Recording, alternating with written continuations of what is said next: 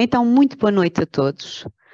Voltamos a uma sexta-feira, final do mês de fevereiro, para um webinar muito especial, desta vez dedicado a uma população que trabalha muito com fonoaudiólogos, logopedas, terapeutas da fala, os fisioterapeutas, com uma temática que nós sabemos que é do interesse de muitas profissões, mas especificamente da fisioterapia, a bandagem elástica em neuropediatria.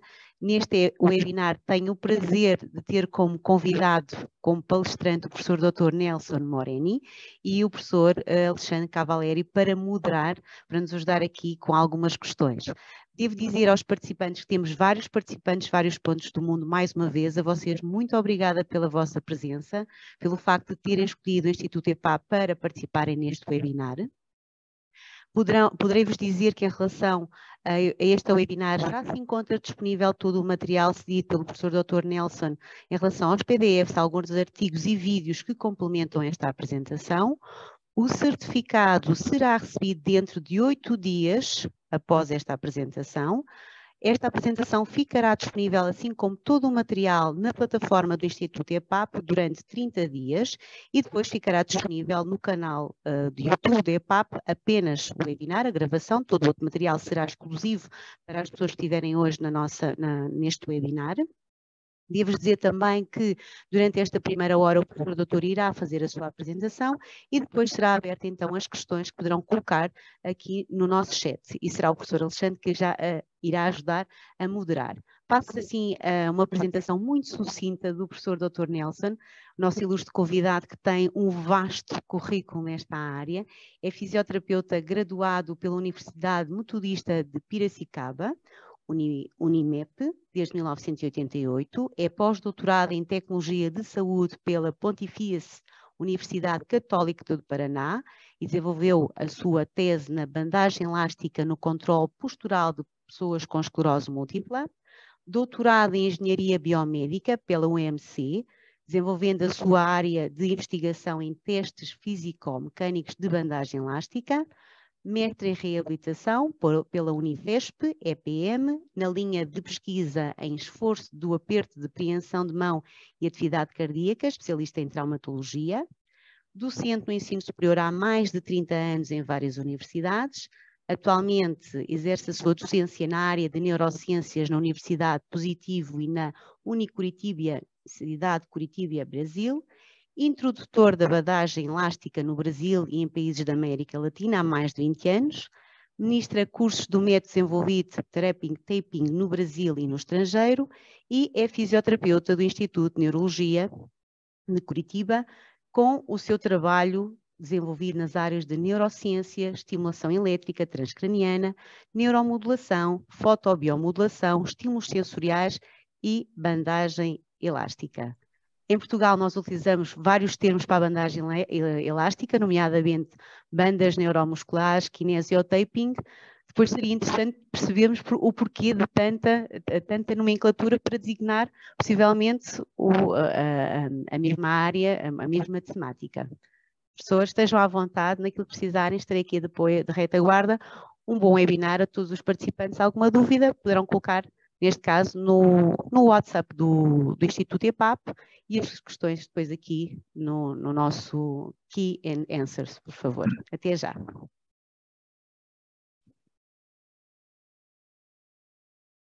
Com a palavra, o professor Nelson, um grande profissional fisioterapeuta, que com certeza pode contribuir demais para a nossa evolução.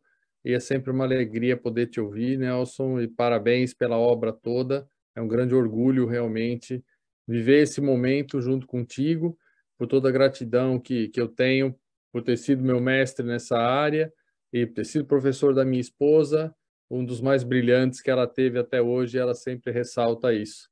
Um bom trabalho e obrigado mais uma vez. Eu vou ficar com a câmera fechada, mas estou aqui.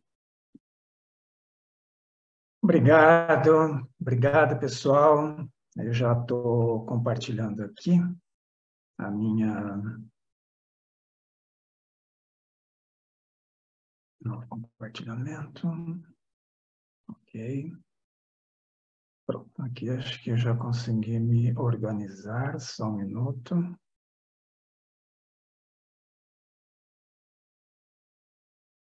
Ok, boa noite a todos. Para mim é um grande prazer, uma grande honra estar aqui neste momento.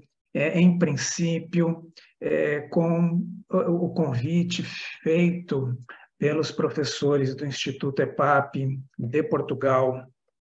Para mim é um grande prazer estar com vocês, colaborando com aquilo que a gente tenta fazer de melhor, e aí a gente estuda este assunto já há muito tempo. Então, para mim é um prazer estar com vocês. Muito obrigado a todos os colegas do Instituto EPAP.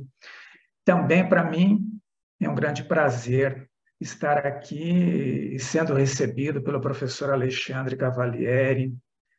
Também é um prazer, um orgulho, né, fazer parte aí da sua família.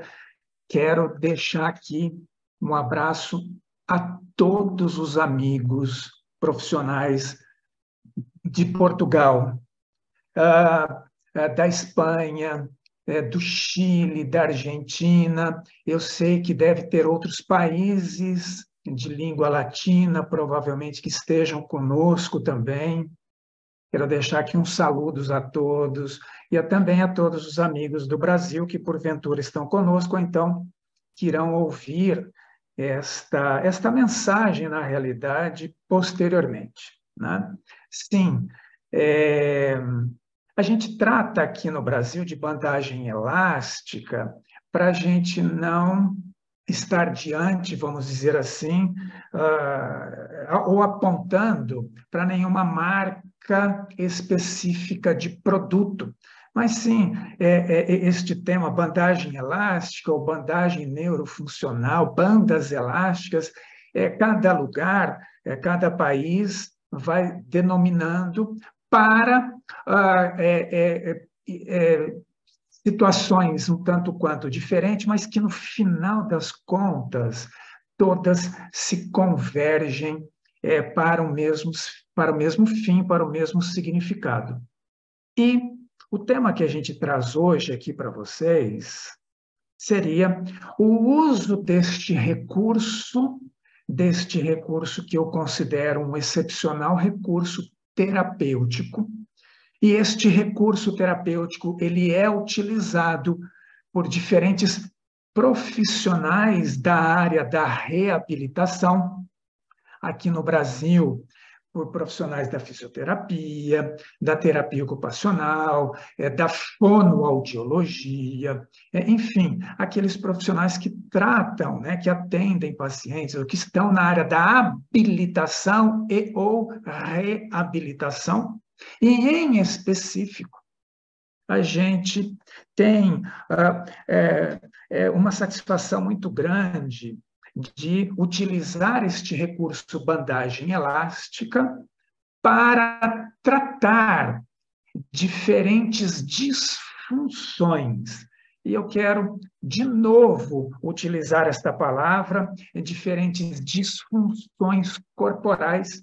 E estas diferentes disfunções corporais, elas podem estar localizadas em diferentes áreas dentro da reabilitação, dentro da ortopedia, por exemplo, dentro da neurologia, e mesmo dentro da neurologia, a gente pode até subdividir entre os pacientes adultos ou as crianças, né? E aí a gente vai, vamos dizer assim, permeando, utilizando este recurso terapêutico como uma grande fonte de estímulos sensoriais.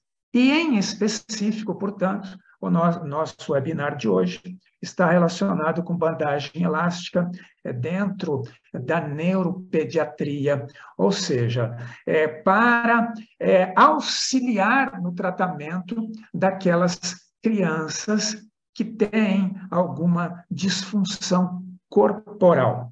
Muito bem.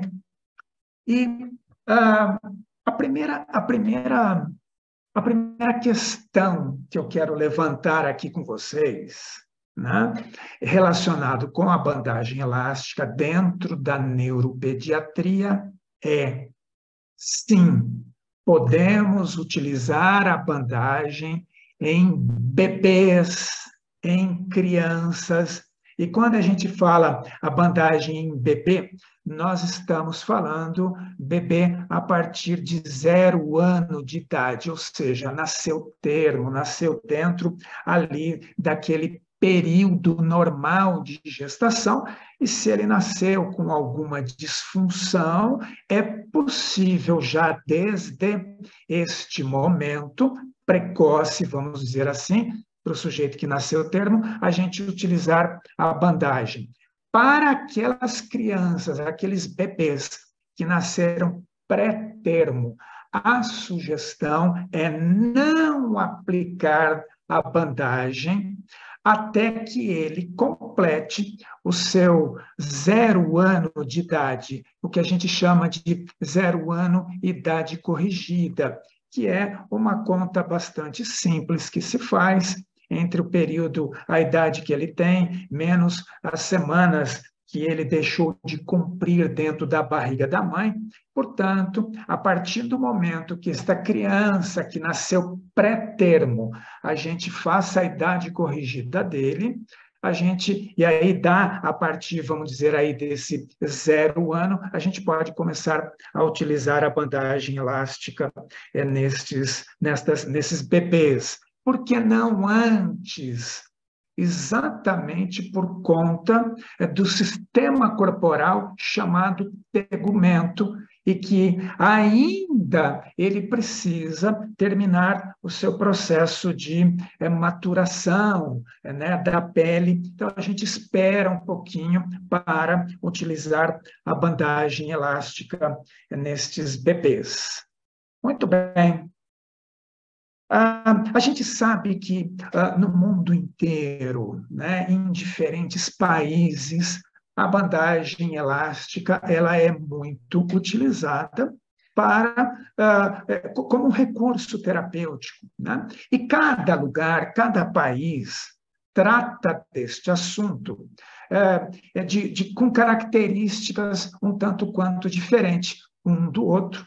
E aqui, no nosso país, no Brasil, nós acabamos desenvolvendo um método que denominamos de método therapy taping, a forma que a gente utiliza de raciocinar, utilizar o que a gente chama, e anteriormente, conversando um pouco com o Alexandre Cavalieri, utilizar a forma de um raciocínio clínico, uma forma de pensamento clínico, de utilizar este recurso para diferentes pacientes, mesmo que o seu paciente ele tenha as mesmas características clínicas de um outro paciente, a gente acaba utilizando a bandagem de maneiras diferentes. E para nós, do método therapy taping, nós utilizamos a bandagem para produzir um estímulo externo ao corpo.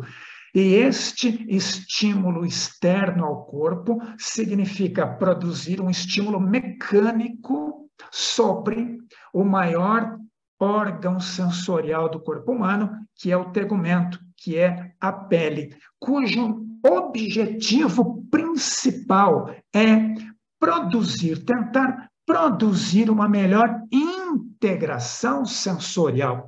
Leia a palavra ou as palavras integração sensorial como o nosso centro modulador, como o nosso centro do sistema nervoso. Portanto, estamos falando em específico dos gânglios, estamos falando da medula espinal, estamos falando do cérebro em específico.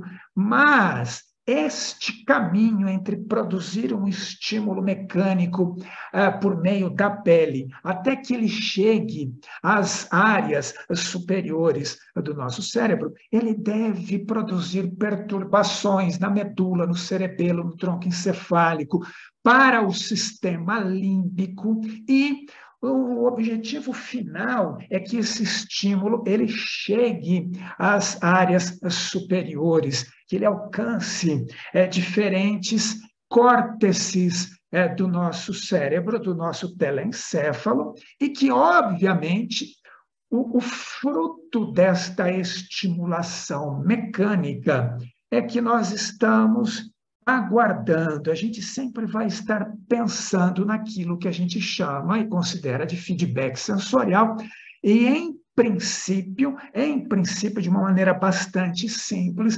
estimular o córtex somestésico para que ele possa interferir no córtex motor e a gente possa ter uma interferência no sistema músculo-esquelético dos diferentes indivíduos, que a gente possa utilizar a bandagem elástica.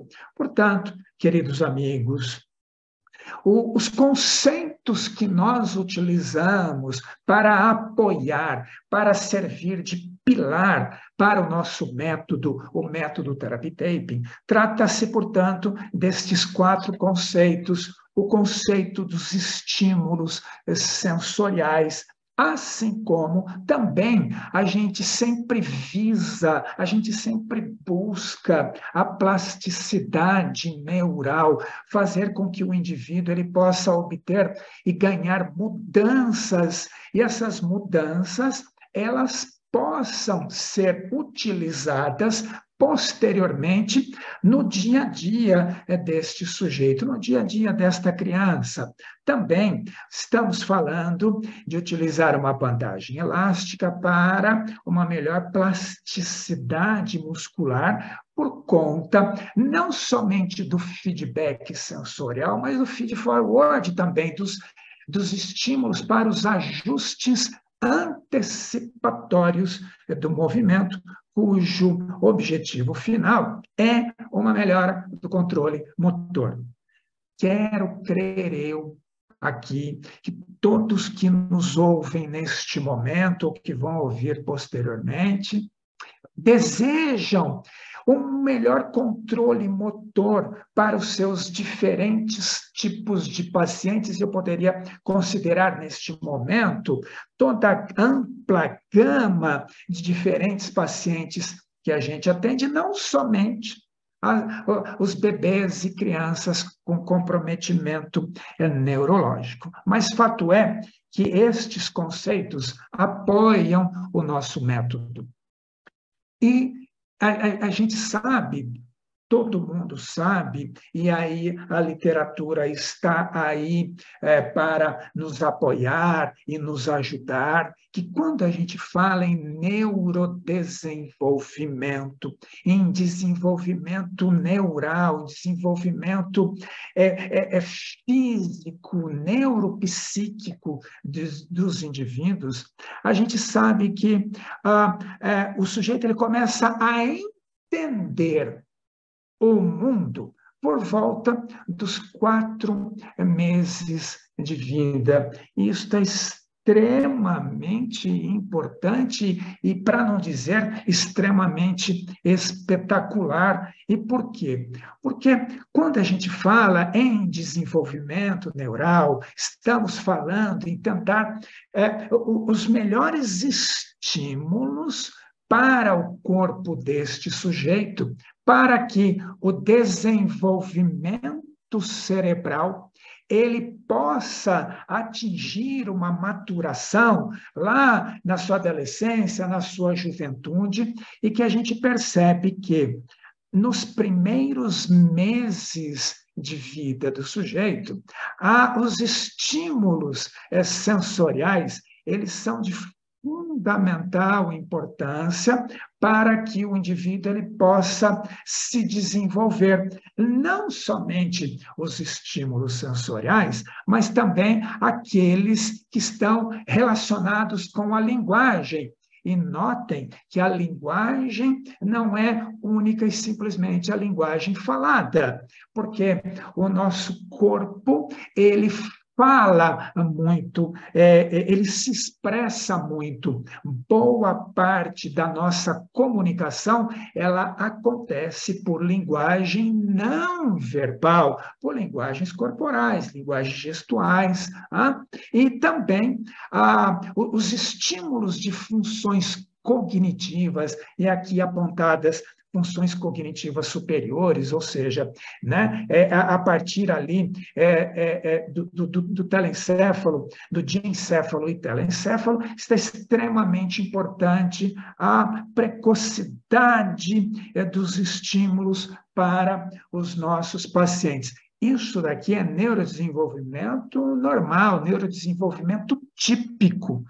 E quando a gente fala, portanto, de bandagem elástica nos bebês e nas crianças com comprometimento neurológico, a ordem ou a sugestão é, quanto mais precoce a gente começar a estimular os nossos bebês e crianças, maiores são as chances de tentar favorecer a um desenvolvimento deste cérebro, deste encéfalo.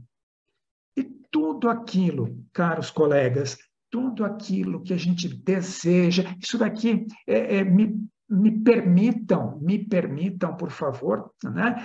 Tentar sintetizar aquilo que eu, Nelson Morini, entendo de reabilitação, né? E então isso daqui é aquilo que eu venho praticando, aquilo que eu venho estudando ao longo de anos, né? Então, se evidentemente aqui isto que eu apontar para vocês não condizer aí com aquilo que você tem como experiência, a gente agrega aí os conceitos, mas eu, Nelson Morini, entendo que tudo aquilo que eu quero fazer com o meu paciente, independentemente da idade dele, é que eu possa ensinar eu, terapeuta, que eu possa ensinar alguma coisa para o meu paciente. E se eu desejo ensinar alguma coisa para o meu paciente, eu espero que o meu paciente ele possa aprender.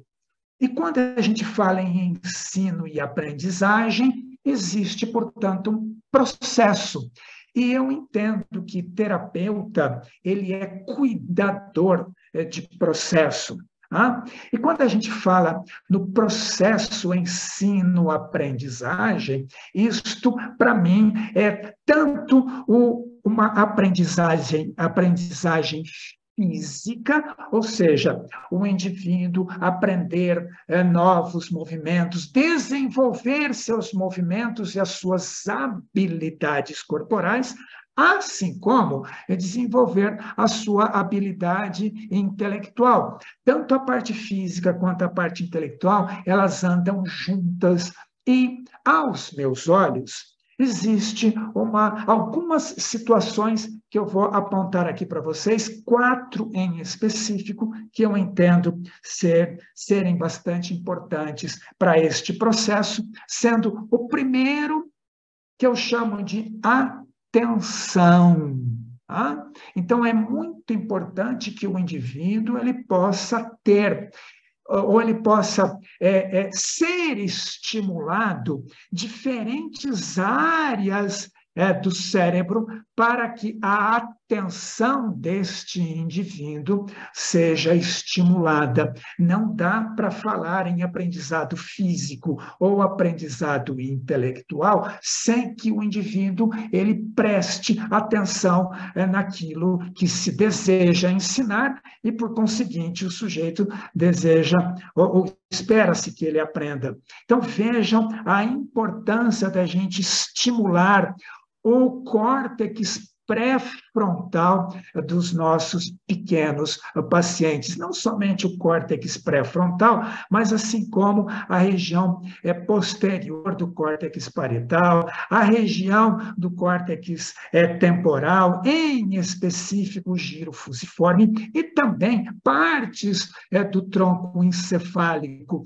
Todas estas áreas que estou chamando a atenção de vocês aqui fazem parte do processamento da atenção do cérebro. O cérebro ele precisa estar atento para os novos aprendizados. E, evidentemente, na nossa área, na área da fisioterapia, em especialidade, com a especialidade a fisioterapia neurofuncional, tanto o organismo, tanto o corpo quanto o ambiente, eles são de fundamentais importância para que o indivíduo possa ser estimulado a sua atenção, para que a gente possa estimular essas diferentes áreas. Eu repito, a importância não somente do corpo, mas do meio ambiente, as coisas e os estímulos que acontecem fora do nosso corpo, e isto interfere diretamente no controle motor dos diferentes sujeitos com comprometimento neurológico. E quando a gente está falando em bebês e crianças,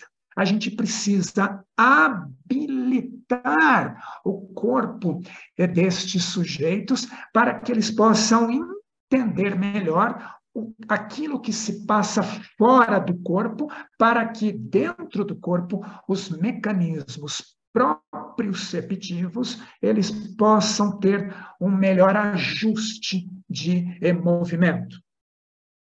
O segundo item que eu quero apresentar aqui para vocês, relacionado com este processo ensino-aprendizado, está relacionado com a repetição. E que, quando a gente está falando, por exemplo, em aprendizado, existem alguns estudos que dizem que nós temos algumas perdas de conhecimento, perdas de retenção do aprendizado, por exemplo, citando aqui, depois de 20 minutinhos, depois de 60 dias, aquele aprendizado que o sujeito obteve, provavelmente 90% foi perdido. Isto é bastante citado na literatura, o chamado de curva de esquecimento de Ebbinghaus, tá? Que é esse sujeito aqui, que ele estudou o indivíduo, estudou o comportamento, estudou a parte de retenção de informações no cérebro do sujeito, e que, se o sujeito recebe a informação, ele não a utiliza, ele não revisita aquilo que ele aprendeu, ele vai esquecer isto muito rapidamente. É por isto que, na realidade, não somente Ebbinghaus ele fala da curva de esquecimento, mas ele também fala sobre a retenção da informação.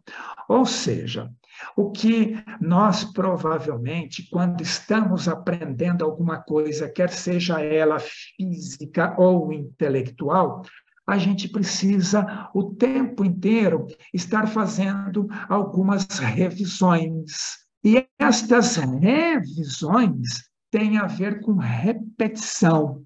Repetição, para que a gente possa, enfim, engramar, registrar estas informações no nosso cérebro, reter aquela informação. Então, vejam, queridos amigos, que a repetição é algo de fundamental importância, tanto para o aprendizado físico, como para o aprendizado intelectual, para formar memórias, e estas memórias serem utilizadas para o funcionamento do corpo. O objetivo é fazer com que estas informações fiquem engramadas. O tempo inteiro a gente fique ali revisitando estas informações. E como é que a gente pode fazer isto? Utilizando um recurso bastante simples, que é a repetição. Muito embora alguns autores citem não utilizar a repetição como fonte terapêutica de desenvolvimento, quer seja físico ou intelectual. Por quê? Porque consideram a repetição muito monótona.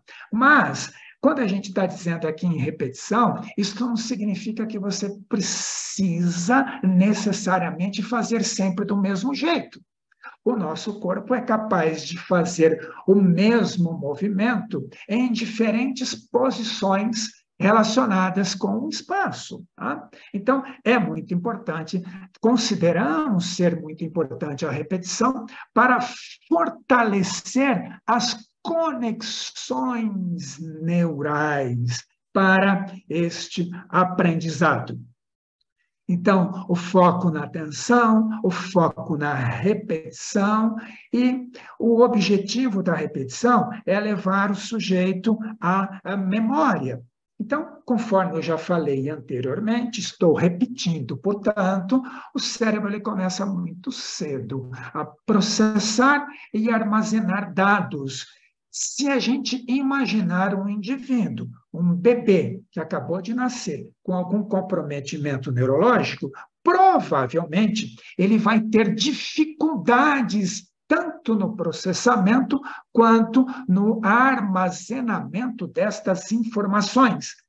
Mais uma vez, deixamos aqui as orientações, vamos assim dizer, de que quanto mais cedo a gente comece a tratar os nossos pacientes, melhores são as nossas chances de poder fazer os ajustes necessários, tanto no processamento quanto no armazenamento das informações, para que, no futuro, este sujeito que nós estamos, enquanto terapeutas, tentando habilitá-los, tanto na parte física quanto na parte intelectual, as duas coisas andam juntas, para que, no futuro, esse sujeito ele possa utilizar este recurso, o recurso dos estímulos que foram engramados, que foram registrados no cérebro do sujeito.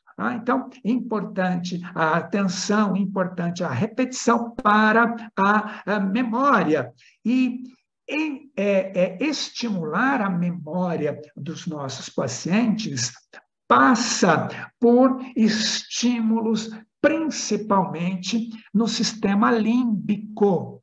E vejam aqui, caros colegas, que dentre as coisas que o sistema límbico faz, ajuda na aprendizagem, na memória e na cognição, uma destas coisas que o sistema límbico faz é adicionar emoção, algo do tipo gosto ou não gosto, quero ou não quero, vou ou não vou, adicionar emoção às nossas terapias. E é por isto que nós sugerimos para você que aqui nos ouve, que trabalha com bebês e crianças, e se você vai utilizar uma bandagem elástica como recurso, que você possa estimular com a bandagem elástica o gostar ou não gostar do indivíduo, estimular a emoção do indivíduo com as diferentes cores. As cores, uma das funções das cores da bandagem é estimular o indivíduo para aquilo, gosto ou não gosto desta cor, eu quero ou não quero utilizar esta cor. O adulto, geralmente, ele não escolhe muito as cores da bandagem, mas a criança, o bebê, a criança, é muito interessante como uma maneira lúdica de adesão ao tratamento da utilização da bandagem aderida ao tegumento desse sujeito, estimular o sistema límbico. Portanto, esse sistema límbico aqui, que fica na região do nosso diencéfalo, ele é bastante favorável aos estímulos provenientes da bandagem elástica. E, por fim, aqui, um quarto pilar, vamos dizer assim, deste processo ensino-aprendizagem seria a habituação. habituação, que, por definição, poderia ser o comportamento de um indivíduo sob uma estimulação monótona, sob uma estimulação bastante simples. O que significa essa estimulação monótona? Significa um estímulo que se repete a intervalos regulares, né? Ou que é apresentado, vamos dizer assim, regularmente. Então, o comportamento de um indivíduo frente a um estímulo de intervalos regulares, ele não permanece o mesmo ao longo da estimulação. Olha que fantástico que é isto sob habituação. Por mais que você tente produzir o mesmo estímulo para o seu paciente, é impossível que esse sujeito ele receba, que ele interprete este estímulo da mesma maneira por conta da situação da habituação.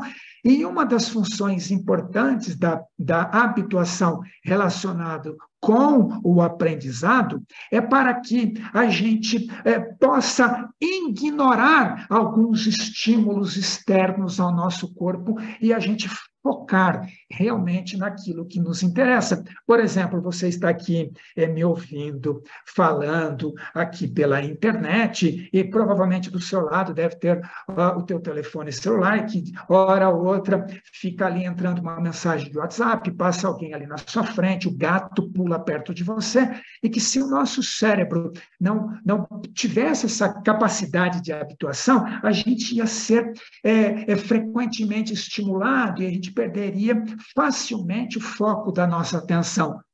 Obviamente que tem pessoas assim, que perdem o foco da atenção muito rapidamente, tá? E que não se habituam, não se organizam com os diferentes tipos de paciente, de estímulos ambientais, não somente ambientais, mas corporais também. E é para isto que nós, terapeutas, vivemos. Nós vivemos para estudar, melhorar o nosso conhecimento e produzir, praticar este nosso conhecimento nos nossos pacientes. Muito legal essa história de habituação, né? Portanto, estas 4 palavrinhas mágicas aqui que eu as considero como palavras mágicas aqui para o processo ensino-aprendizagem que a gente tenta fazer com os nossos pacientes, são pilares importantes para, chamando a atenção de vocês para o recurso bandagem elástica, para que a gente possa obter benefícios com os nossos bebês e crianças. Então, a bandagem elástica ela chama a atenção dos olhos da criança para aquela cor ou para aquele desenho que a gente está utilizando no corpo deste bebê ou desta criança. Chamar a atenção do olho é de fundamental importância para os ajustes de cabeça, para os ajustes de pescoço, para auxiliar no controle do tronco, para auxiliar na fala, auxiliar no processo de deglutição, chamar a atenção dos olhos para que a criança não fique com o olho, né, sem foco, que ela fique olhando para diferentes direções. A gente utiliza a bandagem elástica sob esse aspecto aqui, que é de repetição, quando a gente determina um local do corpo que a gente vai produzir esse estímulo sensorial, esse estímulo mecânico sensorial, a gente fica repetindo este estímulo durante um período de tempo no mesmo local para o aprendizado, para que o sujeito ele possa reter a informação daquilo que a gente está tentando ensinar para o paciente e, evidentemente, dentro do processo de habituação, nós, no nosso método, o método Therapy-Tape, a gente vai deformando a bandagem de diferentes maneiras, que comento já com vocês, para que o sujeito ele possa, por fim, se beneficiar destes estímulos. Portanto, né? Perdão, eu acabei apertando muito rápido aqui. Portanto, para nós, do método Therapy Tape, nós não usamos a bandagem elástica de uma maneira empírica. Nós não deformamos a bandagem de qualquer maneira. Nós não utilizamos a porcentagem de uma maneira empírica no olho, vamos dizer assim, para deformar a bandagem e aplicar nos nossos pacientes. Nós utilizamos aquilo que nós estudamos e aquilo que nós denominamos de protocolo de tensionamento progressivo.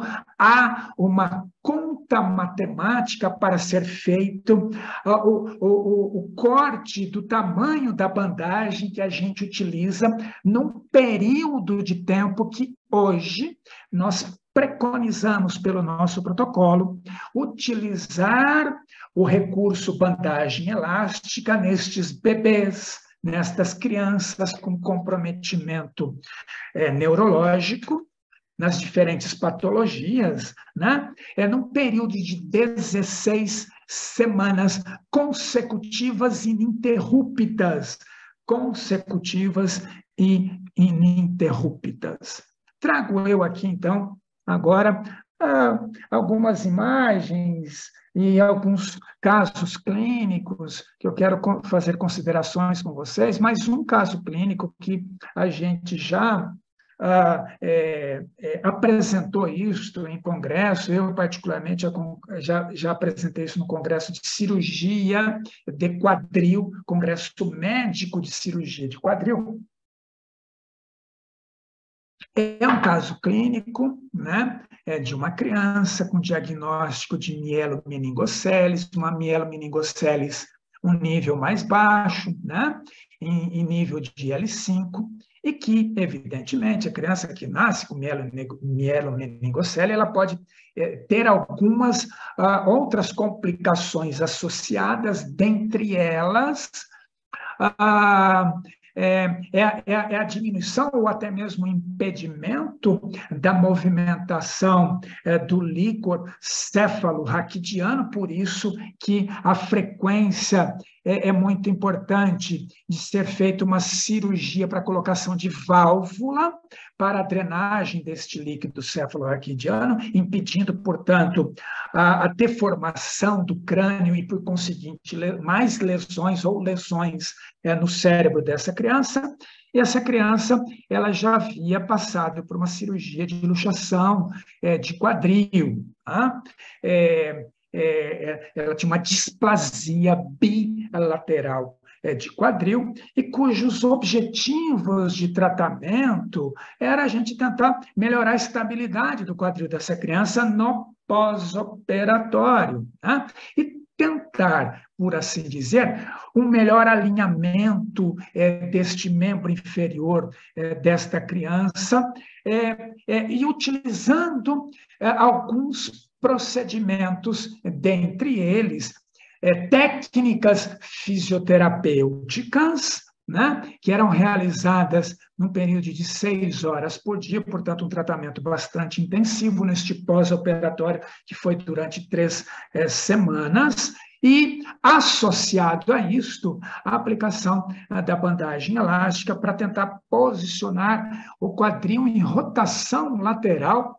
Era assim que a paciente tinha o quadril dela, que era o posicionamento bilateral do quadril desta criança no pós-operatório de displasia de quadril. Portanto, associado ao tratamento, o que a gente sempre deseja é melhorar alguma tarefa do indivíduo, melhorar alguma habilidade motora neste indivíduo, e para melhorar alguma habilidade motora para esse indivíduo, a gente sempre deve observar aspectos sensoriais do meio ambiente, os aspectos motores, os aspectos cognitivos. Quanto menos cognição o indivíduo tem, menos chance a gente tem de levar o indivíduo para aquilo que a gente deseja como fonte terapêutica ou como produção de movimento para esse sujeito. Tá? E aqui, eu espero que vocês consigam ver, eu vou apontar aqui para vocês, tem um raio-x da criança na posição em que ela ficava, né? Então, aqui a gente observa uma displasia, né? Ou um não encaixe, o não encaixe da cabeça do fêmur, porque a cabeça do fêmur era mal formada, o acetábulo raso, tanto do quadril direito quanto do quadril esquerdo, e a gente aqui consegue observar também, pela posição de rotação interna do quadril, que o trocante maior aqui do fêmur, ele está um pouco mais anteriorizado por conta desta rotação lateral. Né? E aqui, a gente já em atendimento para esta criança, notem como que esta criança, o corpo desta criança se comportava em relação à sua postura quando ela estava sentada. Ela também tinha aqui 2 órteses de membro inferior. Vou fazer aqui um parênteses. Normalmente, quando o paciente ele chega com uma órtese, tanto de membro inferior quanto de membro superior, a gente utiliza a bandagem elástica associada à órtese. A nossa sugestão é não tirar a órtese destes pacientes. A gente tem conseguido bons resultados, os dois estímulos juntos. Então, notem a posição do membro inferior desta criança quando ela estava sentada e quando foi aplicado a bandagem elástica para uma melhora da posição do quadril desta criança. Notem que, principalmente, para o quadril direito desta criança, a gente consegue um bom alinhamento deste quadril.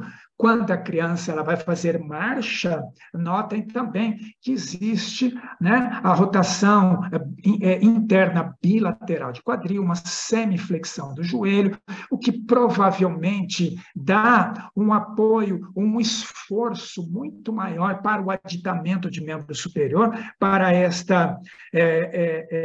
este andador. E quando a criança está utilizando a bandagem elástica, notem que a gente consegue um melhor alinhamento dos membros inferiores e, por conseguinte, um menor gasto energético corporal, porque o membro inferior, né, carrega todo o peso do corpo. Se ele está melhor alinhado, o gasto energético provavelmente ele passa a ser um pouco menor. Então, notem o posicionamento do membro inferior quando estamos utilizando o recurso bandagem elástica para posicionamento e rotação lateral. Aqui, o raio-x da criança, né, é feito depois de 15 sessões, né, de tratamento, e não foi só a bandagem elástica. A gente não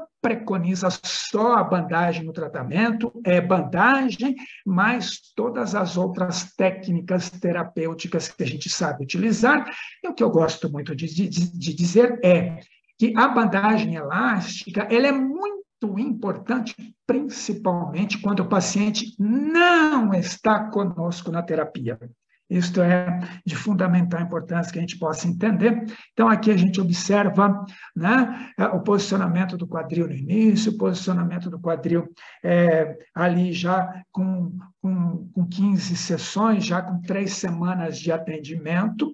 E aqui a gente consegue observar, né, a diferença sem a bandagem elástica da primeira sessão para as outras sessões para 3 semanas depois. Sempre vão me perguntar, mas Nelson, não foi as outras técnicas que melhoraram? Eu vou dizer para vocês, todo o conjunto melhorou esta criança, né? Mas a importância, né, se ela fazia 6 horas de tratamento por dia, o restante das horas que ela não estava em terapia, a bandagem estava lá produzindo aquilo que a gente chama de estímulos constantes e duradouros.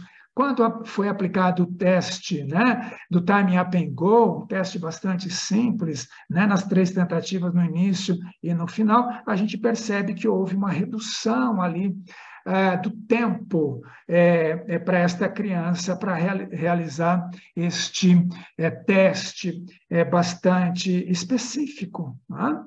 Esta é uma outra criança nossa atendida aqui na Universidade Positiva, aqui na cidade de Curitiba, e que também é uma criança com mielomeningocele, um pouco mais complicada do que esse primeiro caso clínico que eu apresentei aí para vocês, porque esta criança ela teve que ser submetida a 22 trocas de válvula, né? E evidentemente que isso acaba comprometendo bastante o cérebro, bastante as funções, né, de sistema nervoso central. De qualquer maneira, né, o que a gente preconizou aqui com essa criança, ao utilizar o recurso bandagem elástica bilateralmente nas mãos, assim como para a região abdominal, e a gente não sugere aplicar mais do que 2 técnicas nos indivíduos, para não confundir, para não encher o paciente. A gente não enche o paciente de bandagem,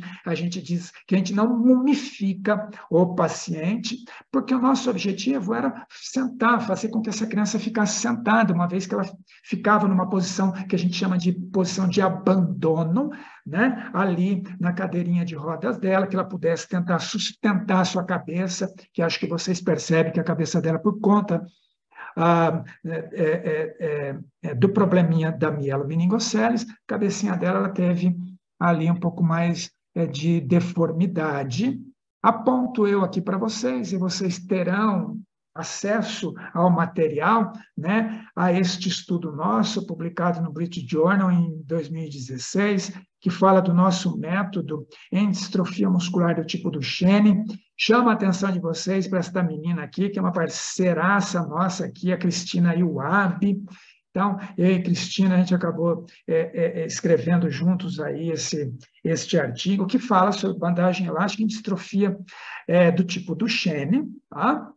E que, em específico para estas crianças com distrofia, esta em específico do tipo Duchenne, a gente usa uma escala chamada de MFM, medida de função motora, e do qual a Cristina ela validou esta escala aqui no Brasil. É uma escala já internacionalmente validada em vários países. A Cristina que validou aqui, teve até o final do ano aí, ela foi fazer uma reciclagem desta escala, e que nestas crianças deste artigo a gente preconizou utilizar a bandagem elástica na região abdominal e na região de quadríceps, que era de crianças que a gente chama aqui de deambulantes. E nós fizemos 24 trocas total na bandagem, só para mostrar aqui para vocês que esta escala, chamada de MFM, tem um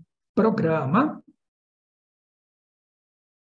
e que esse programa permite acompanhar a evolução ou não dos indivíduos. Tá? Então, este primeiro caso aqui, né, essa primeira criança, ela foi submetida, portanto, a 3 avaliações, e aqui a gente percebe, né, uma mudança no score final das 3 dimensões avaliadas. As 3 dimensões estão relacionadas com membro inferior, tronco e membro superior. São atividades que o sujeito precisa fazer, e o avaliador ele vai dando pontos. Então, a gente tem uma melhora de um score muito, embora esta criança ela não fosse muito comprometida, por assim dizer, tá? Em comparação com o segundo caso, em que esta criança ela já era um pouco mais comprometida na dimensão 1, relacionada com o membro inferior, E segundo Cristina Iuabe, segundo as informações da escala MFM, medida de função motora, o indivíduo, quando ele tem menos de 40% na dimensão 1, de membro inferior, portanto, ele está quase que perdendo as funções do membro inferior, quase que indo, portanto, para uma cadeira de rodas. Tá? Ou seja, o membro inferior está bastante comprometido e a gente sabe que a evolução dessa doença, como ela é progressiva, é fazer com que o indivíduo, de deambulante, ele passe a ser um cadeirante. Mas notem que, à medida que foi passando o tempo, o score de membro inferior desta criança foi aumentando e houve, portanto, uma melhora na função do membro inferior. Não confunda isto com aumento de força. A bandagem, ela não aumenta a força muscular e ela também não diminui força muscular de ninguém. Ela trabalha uma melhora a partir do estímulo sensorial, uma melhora da capacidade de modulação desses estímulos para a musculatura. Num segundo tempo, em 2018 já, aqui na nossa vizinha Argentina, né, nós levamos um trabalho para um congresso mundial de distrofias, só de distrofias, e que foi publicado nesta revista aqui chamada Neuromuscular Disorders, e que a gente falou aqui neste trabalho sobre cadeirantes. E, evidentemente, a bandagem ela estava mais relacionada com o membro superior. Portanto, quando a gente olha nas dimensões 1 aqui, que está relacionado com o membro inferior dos 3 pacientes que fizeram parte desta pesquisa, o score dele é muito baixo, ou seja, ele não tem função, por isso que ele está na cadeira de rodas. Né? Então, a função de tronco de membro superior de 2 indivíduos, que a gente considerou aqui o cadeirante 1 e o cadeirante 2, houve uma melhora em percentual no final do nosso tratamento, e em um sujeito, né, não houve melhora neste percentual. Isto que significa que a bandagem ela não serve para todo mundo, nem todos os pacientes vão se beneficiar deste recurso. Esta é uma outra criança, também com uma distrofia, chamada de distrofia do tipo cinturas, então, tanto o símbolo escapular quanto o símbolo pélvico comprometido. A bandagem aqui nesta criança está na região do tronco posterior, na região anterior do abdômen, e notem o posicionamento desta criança quando ela sentada, e depois de 6 semanas, pelo nosso protocolo, chamado de protocolo de tensionamento progressivo. Quero mandar aqui um abraço para a Sheila, que agora está morando na Itália, espero que ela esteja nos ouvindo, que o paciente foi lá da universidade do qual ela participava e nos ajudou com estas aplicações. Então, notem aqui uma melhora na função do tronco em relação à pelve. O tronco inferior aqui, neste caso, está mais adiantado e aqui está mais bem organizado, 90 graus com o membro inferior. Tá? Este é um outro paciente também com paralisia cerebral, um bebê, paralisia cerebral. Estamos avaliando este bebê, e é esse bebê, na avaliação que estamos fazendo, estamos avaliando ele sentado, e esta era a posição que o sujeito entendia o corpo dele quando sentado. Né? Então, a gente sabe que quanto mais tempo um indivíduo passa fazendo posturas inadequadas, maiores são as chances dele achar que esta postura inadequada é a postura correta para ele. Né? Então, quanto mais o sujeito faz coisa certa, errada, mais essas coisas erradas passam a ser certas para ele. Então, esta criança ela interpretava o corpo dela desta maneira, e imediatamente após a gente avaliar e entender que a gente precisa dar um estímulo na região abdominal desta criança, esta criança ela já começa se comportar de uma maneira diferente. Isso não significa que ela está curada, isso não significa que ela está tratada, isso não significa que a gente só vai fazer a bandagem elástica. A nossa proposta é utilizar a bandagem elástica como recurso terapêutico junto com todas as outras técnicas terapêuticas. E que, principalmente, a bandagem tem uma vantagem muito importante para a gente, principalmente quando o paciente não está conosco. Assim como esta outra criança, também com paralisia cerebral. Era uma criança, uma menina, com 6 anos de idade na época, e aqui a gente nota um mau posicionamento dos pés, os pés pronados. E quando a gente observa os pés pronados, a gente também observa que o hálux, ele também fica mal posicionado. Notem que esta criança ela tem uma debilidade realmente em membro inferior. A pouca capacidade que essa criança tem de plasticidade muscular e, obviamente, que a postura dela vai ficar inadequada, ela vai caminhar de uma maneira inadequada.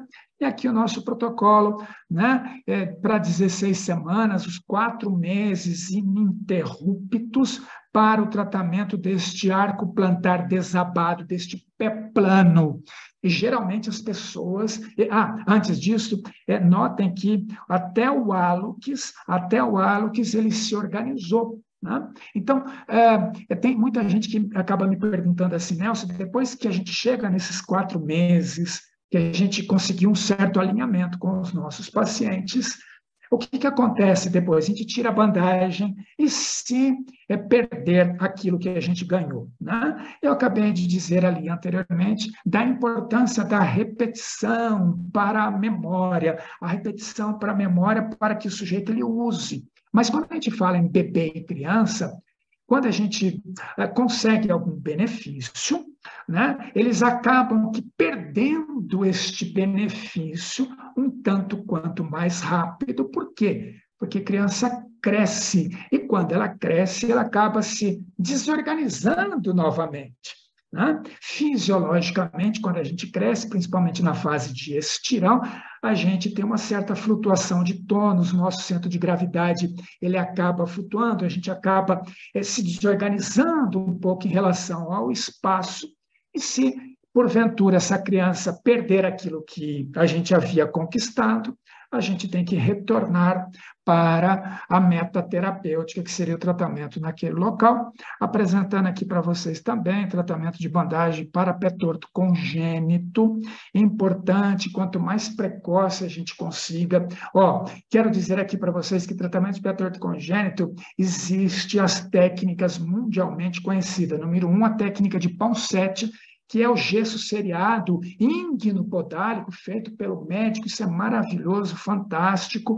Existe também a cirurgia, tá? E também existe a nossa proposta, que a gente não consegue ainda ter um volume muito grande de pacientes tratados com a bandagem, este pé torto congênito, para que a gente possa pleitear, né, como mais um recurso terapêutico. Olha só que bacana este pezinho torto bilateral aqui, e o jeito que ele ficou ali depois de 5 meses de utilização da bandagem elástica. Apresento para vocês também um caso, alguns casos, né, fantásticos que a gente tem, né? E isso aconteceu agora durante a pandemia. São crianças, perdão, são bebês, né, que foram submetidos a transplante de fígado. Tá? São pacientes lá de um hospital em São Paulo, eles são operados num grande hospital lá em São Paulo, no Sírio-Libanês, depois eles eram transferidos para um outro hospital para ficar na UTI, e uma das complicações que acontece em pós-operatório de transplante de fígado é a paralisia do músculo diafragma, ou unilateral ou bilateralmente. E o que acontece quando o músculo diafragma é paralisado? A criança ela tem que ficar no tubo, ela tem que ficar num ventilador mecânico. E os terapeutas que trabalham nas UTIs têm que ficar ali dando estímulos, né, para que este diafragma ele volte a funcionar, que a criança possa sair do tubo e ela possa ir embora para casa. Né?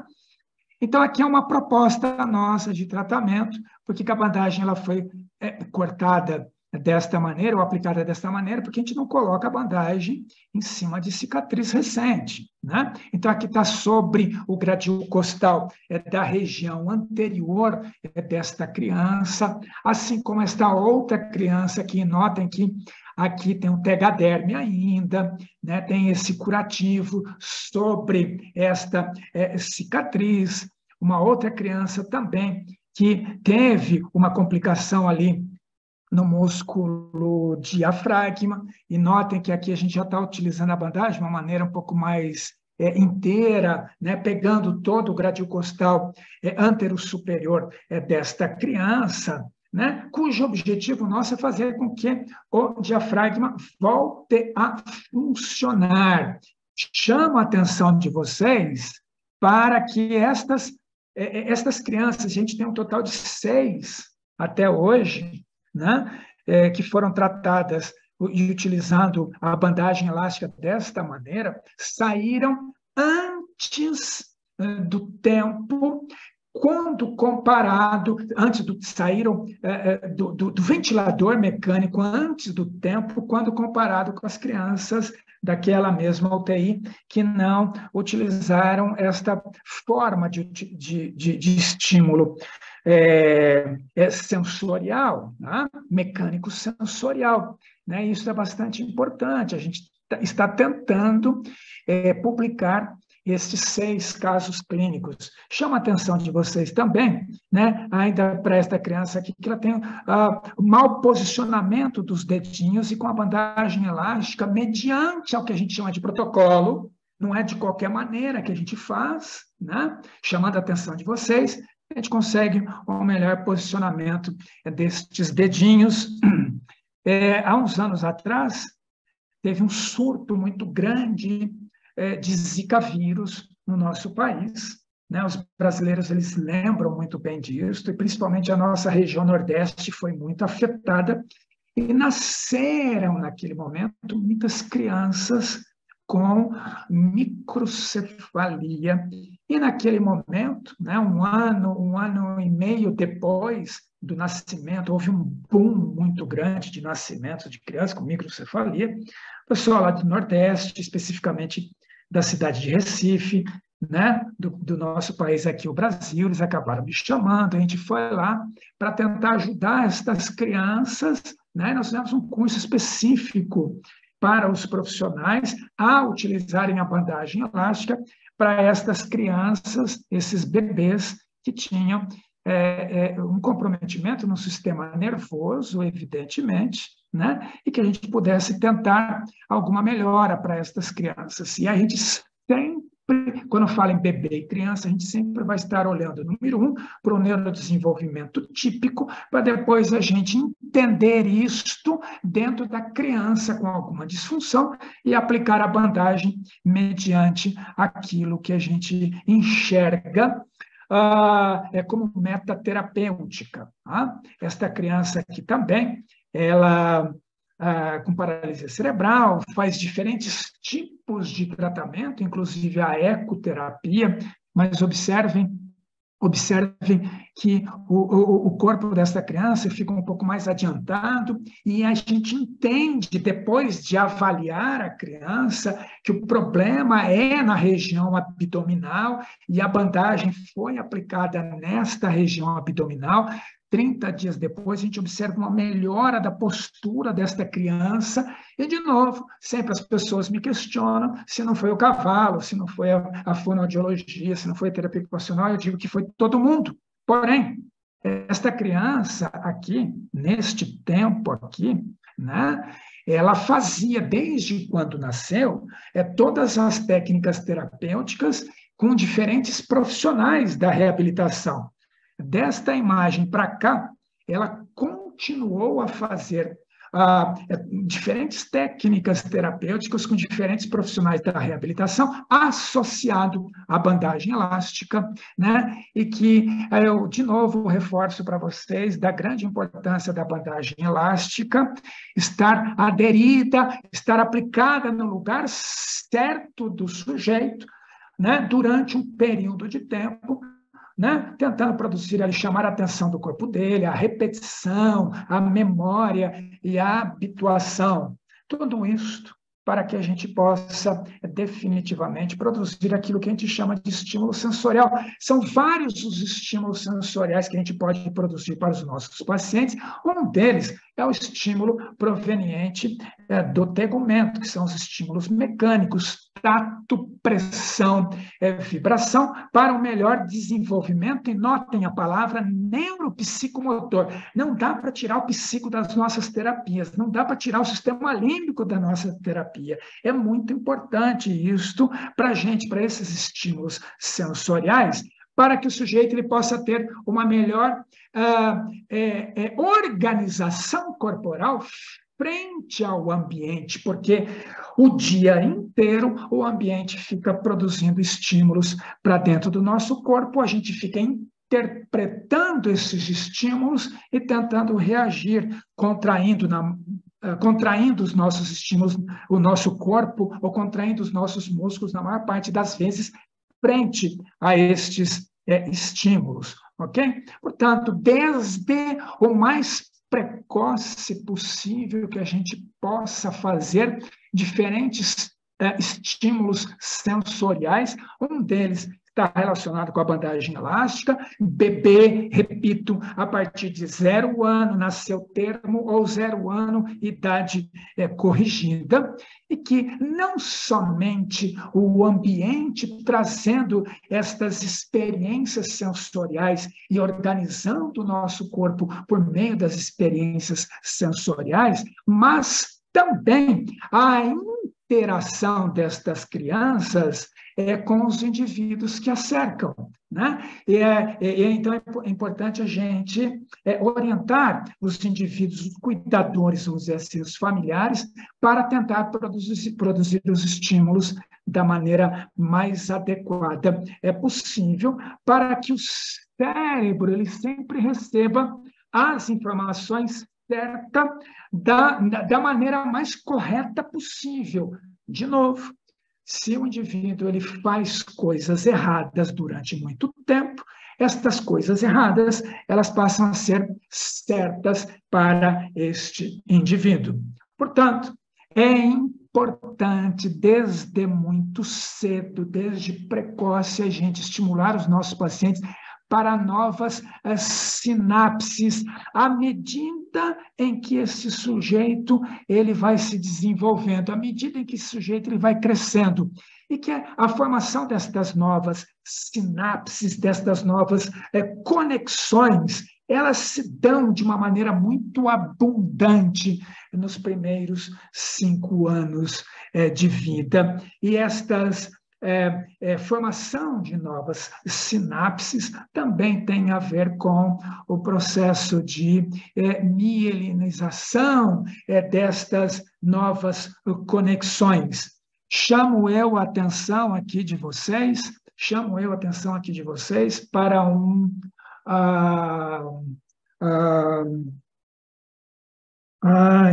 me foge aqui a palavra,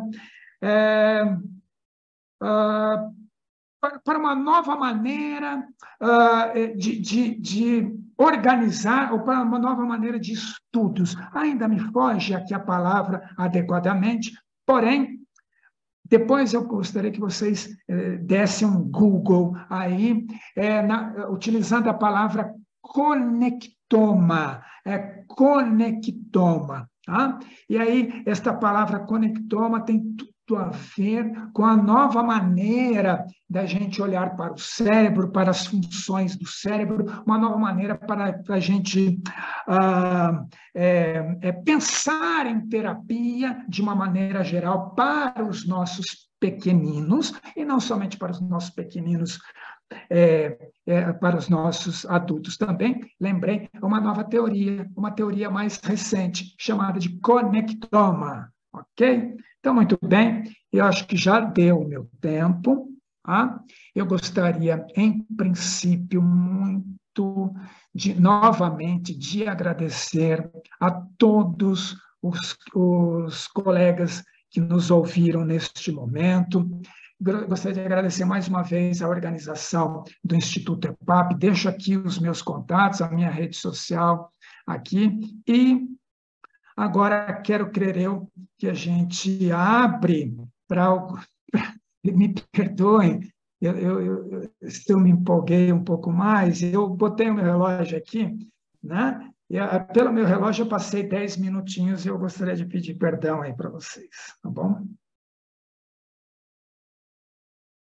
Ô Nelson, nesse nível que você foi, quantidade de informação de altíssima qualidade, com responsabilidade, com clareza, eu acho que é um presente maravilhoso ganhar 10 minutos a mais escutando. Então, realmente, fique muito tranquilo quanto a isso, porque não foram 10 minutos falando nada, né? Pelo contrário, foram 10 minutos que mostraram resultados importantíssimos e que encorajam as pessoas a utilizarem num ambiente que normalmente se faz muito pouco ainda, né? O ambiente hospitalar ainda é um ambiente que fica ainda sempre muito... Não pode pôr a mão, não pode fazer, não pode usar um recurso terapêutico, não pode, tudo não pode. Mas quando a gente usa alguma coisa, o resultado é imensamente melhor, né? Esse ambiente hospitalar, Alexandre, já tem alguns anos que a gente tem, vamos dizer assim, entrado, que a gente tem estado, muitos colegas que trabalham nas UTIs, não somente nas UTIs, mas nos ambulatórios, nas enfermarias hospitalares, têm feito curso conosco e têm tido resultados maravilhosos. Em especial, Alexandre, este que eu apresentei aqui para vocês, meia dúzia de pacientes. E aí, Alexandre, alguém vai me falar assim, Nelson, mas meia dúzia não, isso não tem N, isso, né? Mas assim, se a gente não começar, a gente nunca chega lá, né? Então, assim, esses 6 pacientes que a gente atendeu dentro deste ambiente, e é super bem-vindo a bandagem dentro da UTI, não é um meio de infecção, até mesmo porque usa-se outros, usa esparadrapo, por exemplo, a bandagem, ela está nessa mesma classificação. Então, assim, a gente tem tido resultados muito bacanas. A Kelly levantou a mão aqui. E aí eu não enxergo a Kelly, eu acho que ela quer fazer alguma pergunta, talvez. A Kelly terá que colocar, como todos os participantes, a questão aqui no Key Questions, por favor.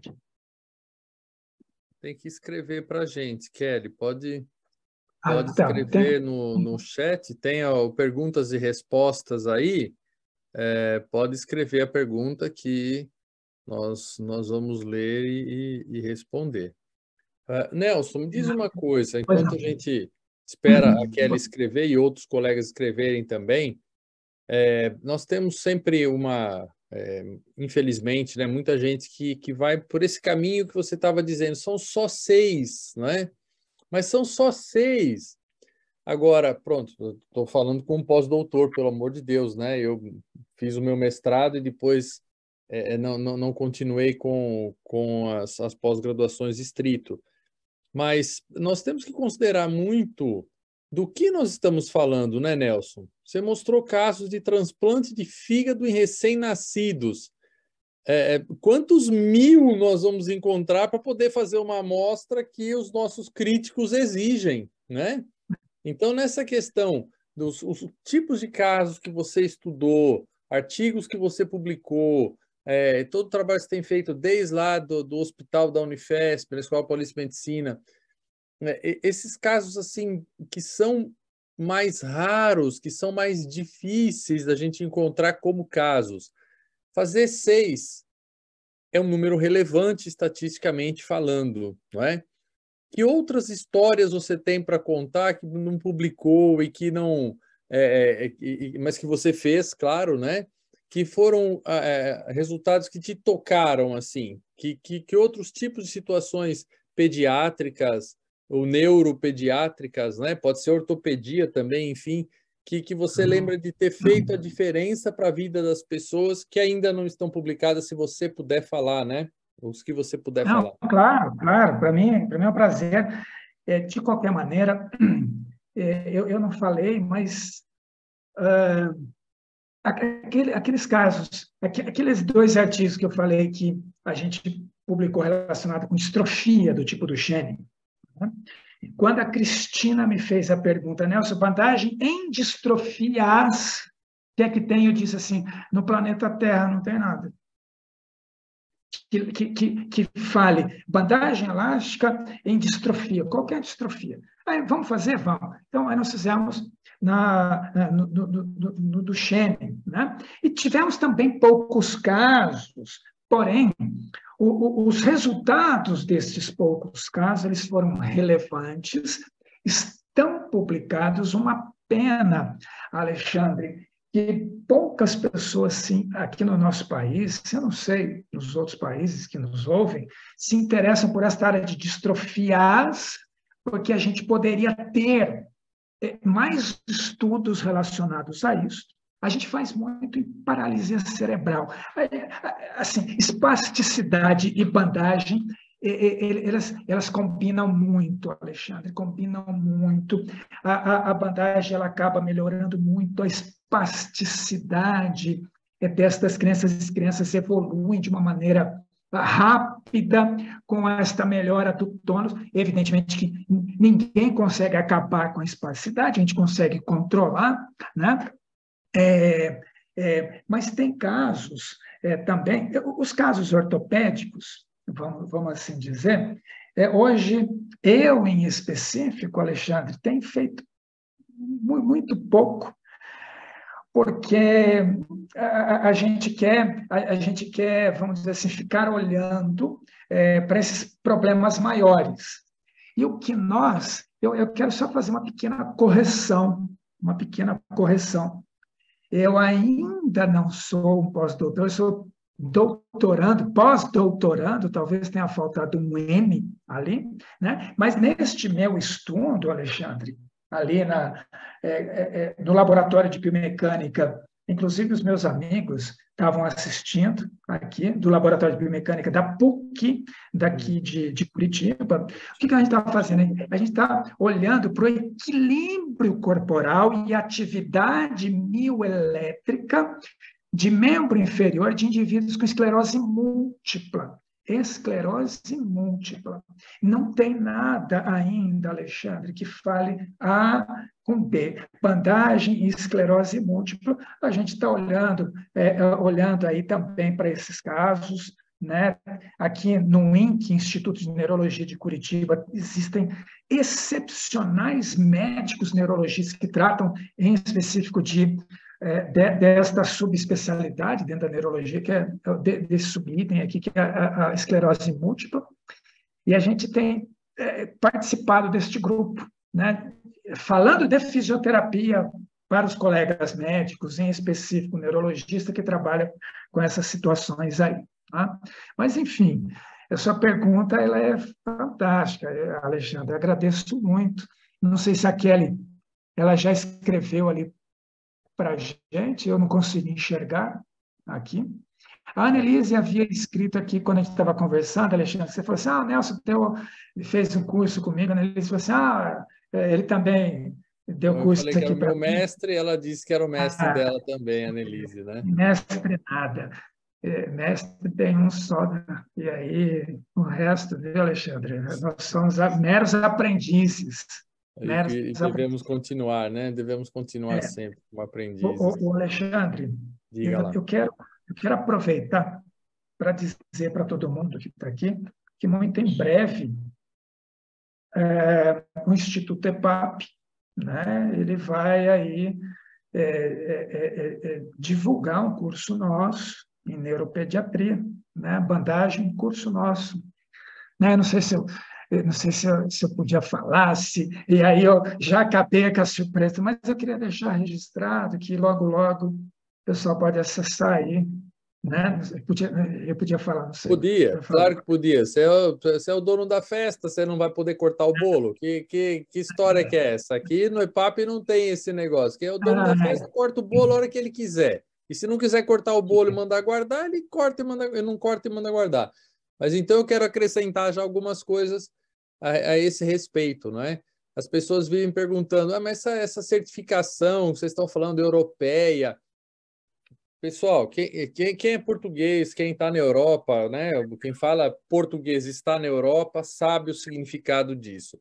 O brasileiro, infelizmente, não tem noção nenhuma do que é ter cursos de curta duração com uma certificação realmente rígida, rigorosa. No Brasil não existe isso. Qualquer pessoa monta um curso e sai dando um curso. Ela pode nunca ter feito nenhuma formação sobre aquilo, ela pode dar o curso. Isso não tem controle nenhum. Na Europa, nos países da Comunidade Europeia, como Portugal é um dos países da Comunidade Europeia, existe um rigor muito grande para isso. Você, se tem um instituto, pode oferecer cursos de curta duração. Uma universidade não pode. Então, os institutos, como o Instituto EPAP, eles têm que obter uma certificação, cada um no seu país, e essa certificação ela é regida por uma norma europeia. Então, se você está em Portugal e recebe um certificado em Portugal que tem o credenciamento, do instituto que tem o credenciamento, não é, europeu, esse certificado tem que obedecer a uma lista gigantesca de exigências, que inclui ver, por exemplo, se os professores têm currículo, experiência e afinidade com aquilo que eles vão ensinar. O instituto tem que ter a garantia de qualidade para poder oferecer as formações. Então, quando a gente fala de uma certificação europeia, é preciso ter noção do que nós estamos falando. Não é algo fácil. O currículo do professor Nelson é enorme, mas ele vai ser analisado por especialistas para ver se ele pode ministrar esse curso ou não. Cada formação que eu ministro, eu tenho que provar que eu sou competente para isso. E o Instituto tem que todo ano enviar documentos até da saúde financeira do Instituto para mostrar se ele pode ou não ser uma escola honrada para oferecer cursos. Então, quando a gente fala disso, nós estamos falando de algo muito sério, que o brasileiro não vive isso, porque qualquer um abre a porta e faz um curso, e ele dá um certificado e está tudo feito, não tem problema. Então, gente, esse curso que o professor Nelson mencionou, e muito bem, que está criado, que vai ser oferecido logo, logo, ele é um curso que passou por essa avaliação toda, e ele foi certificado como um curso viável, que promove os profissionais para um nível mais alto de atuação, e isso muitos profissionais podem usar para melhorar o seu posto de trabalho, a sua remuneração no sistema público ou no sistema privado de trabalho.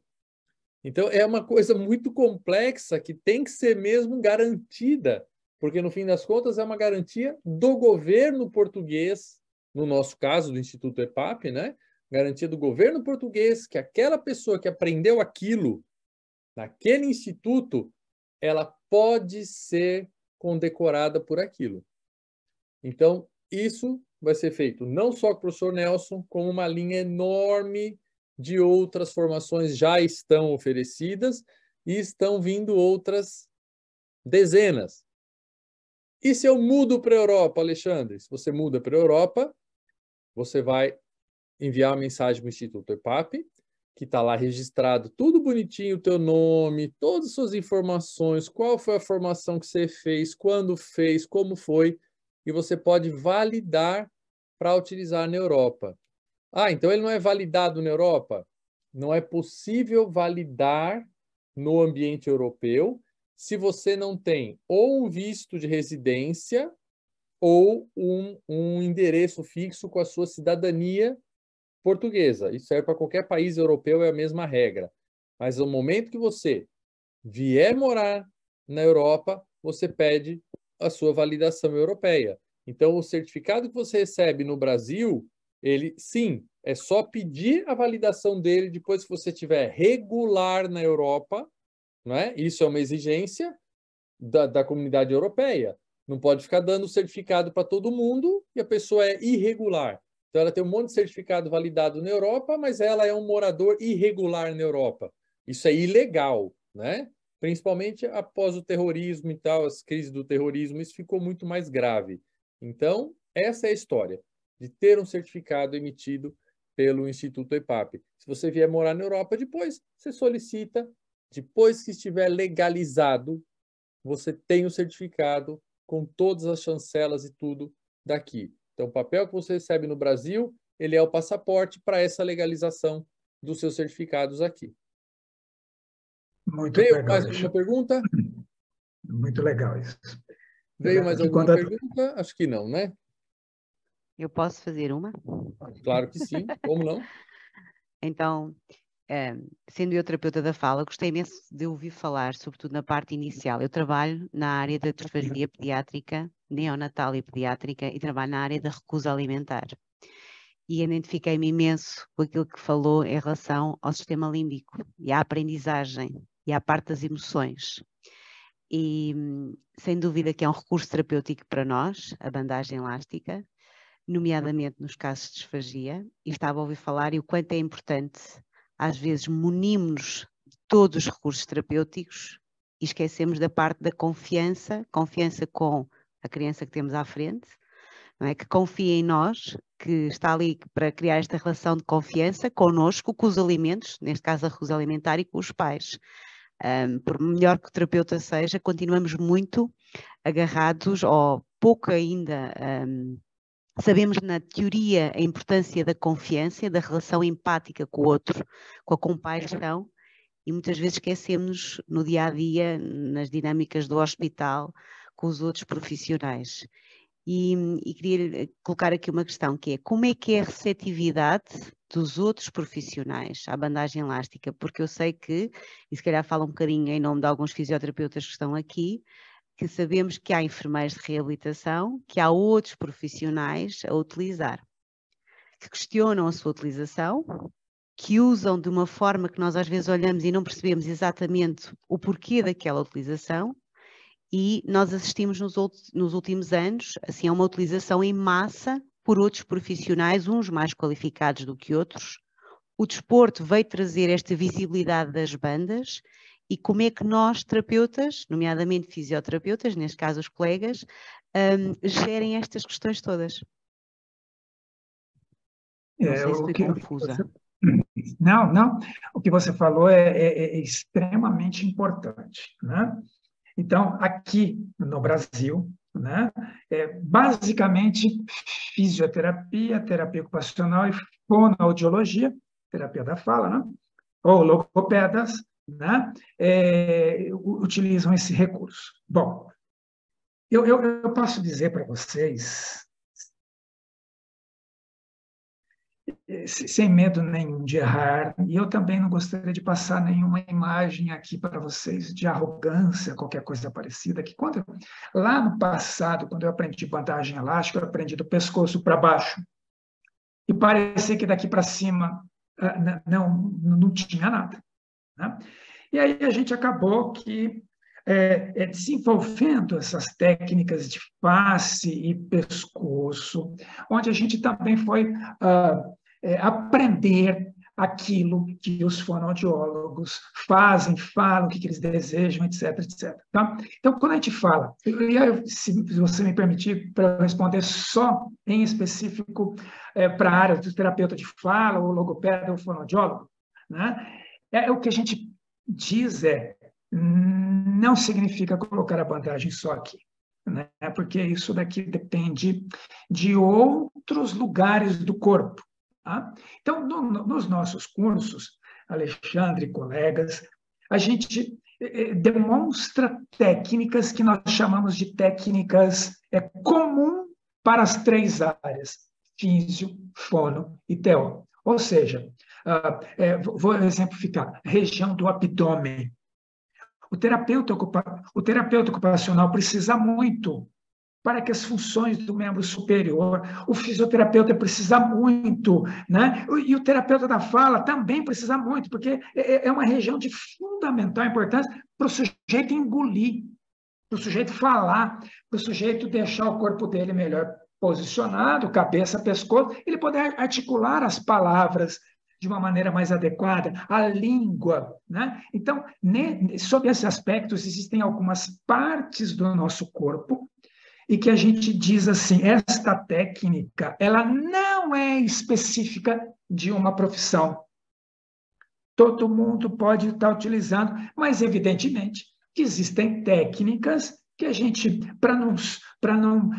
e aqui no Brasil é muito forte, essa coisa de código de ética, código de ética profissional. Então, para a gente não ultrapassar os limites do código de ética profissional, existem técnicas específicas para fonoaudiologia, terapia ocupacional, fisioterapia e assim sucessivamente.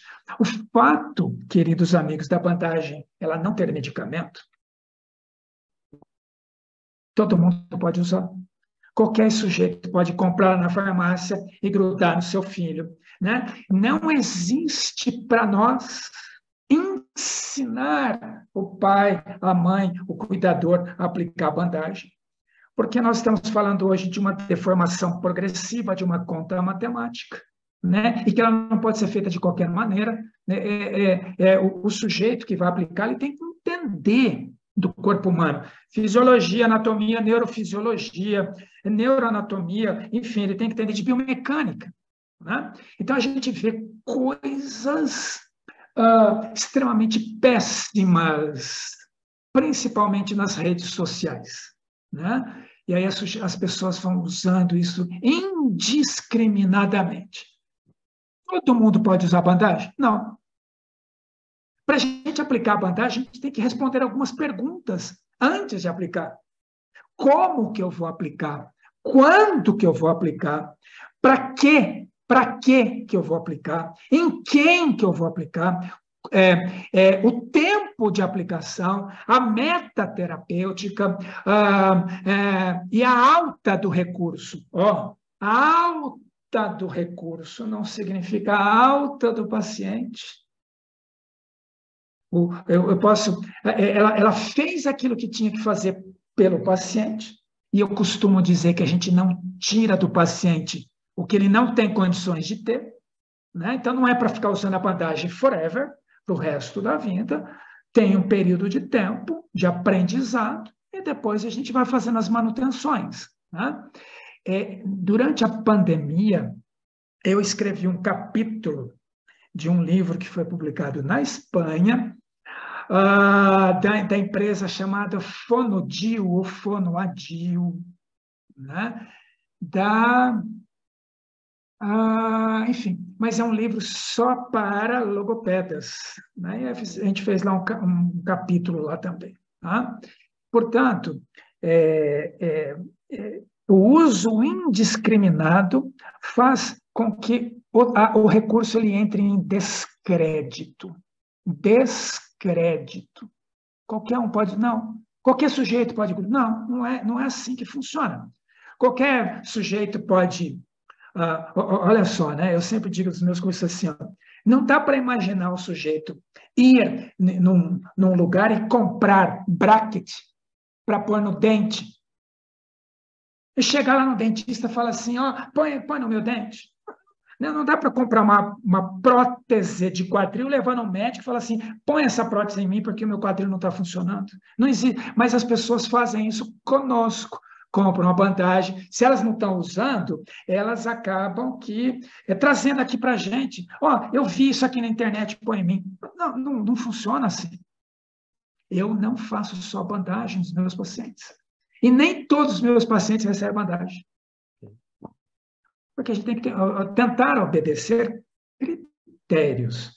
E são critérios até simples, né? Mas, infelizmente, conforme o tempo vai passando e as pessoas vão sabendo das coisas, as coisas chegam numa proporção de novo, de descrédito, né? Falta de credibilidade, e aí, principalmente daqueles que tentam fazer a coisa de uma maneira correta, vamos dizer assim, né? Não muito sei se eu consegui complexo. explicar. Sim, sim, claro, claro. No fundo é assim, tem que ter competência para usar, né? E aí o espaço é de quem? É de quem tem competência, né? Se der para ser em integração entre as diferentes áreas, né? Olha, o que você acha? Podemos colocar nesse paciente ou não? Né? Discutir o caso para responder aquelas 7 perguntas que o professor Nelson falou, acho que seria o ideal sempre, né? Infelizmente não é a rotina, não é? Mas muitas equipes também determinam quem vai usar. Né? Olha, quem faz a bandagem aqui, quem usa a bandagem elástica aqui no nosso serviço é o terapeuta da fala, ou é o fisioterapeuta, ou é o terapeuta ocupacional. Então, se precisar, vai chamar essa pessoa. Por quê? Porque ela se especializou tanto que ela consegue responder essas 7 perguntas e resolver o assunto. Usar o recurso de uma forma que seja um benefício para o paciente, não é? E não simplesmente colar uma coisa no paciente. Não é? Colar coisa, poxa, os egípcios faziam tanto tempo, né?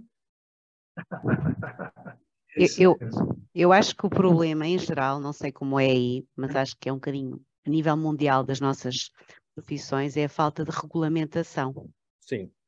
Em tudo, não é? Acaba por ser assim, toda a gente utiliza, muitas vezes, não sei se também sentem isso, a estética, esteticistas, até a própria medicina estética acaba por ir buscar primeiro, não é? Algumas destes recursos, nós estamos a falar da bandagem, mas também temos o laser, temos outros recursos que efetivamente implicam todo um conhecimento que estão devidamente sustentados, mas era aquilo que o professor dizia, que efetivamente qualquer um decide pegar e dá um mau nome e põe em questão a sua utilização.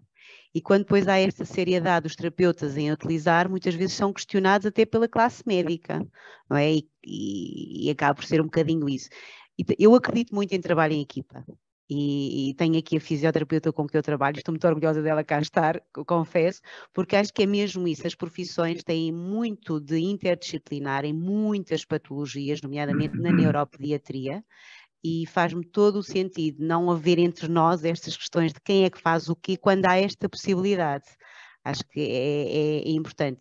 E volto-lhe a agradecer mais uma vez, porque gostei muito, eu estava a dizer ao terapeuta Adriano, gostei muito de ouvir, porque aquilo que inicialmente falou é transversal, parece-me que é transversal a todas as terapias. A importância de nós percebermos os fundamentos da nossa intervenção, dos conceitos que apresentou, da imitação, da repetição, da adaptabilidade, de tudo isto. Em qualquer patologia é importante nós não esquecermos as nossas bases, seja na neuropediatria, possivelmente seja com adultos, não é? Já agora, porque eu fui daquelas que fiz formação com fisioterapeutas inicialmente e depois fiz com fonoaudiólogas e com terapeutas da fala, falou-se muito das marcas pediátricas.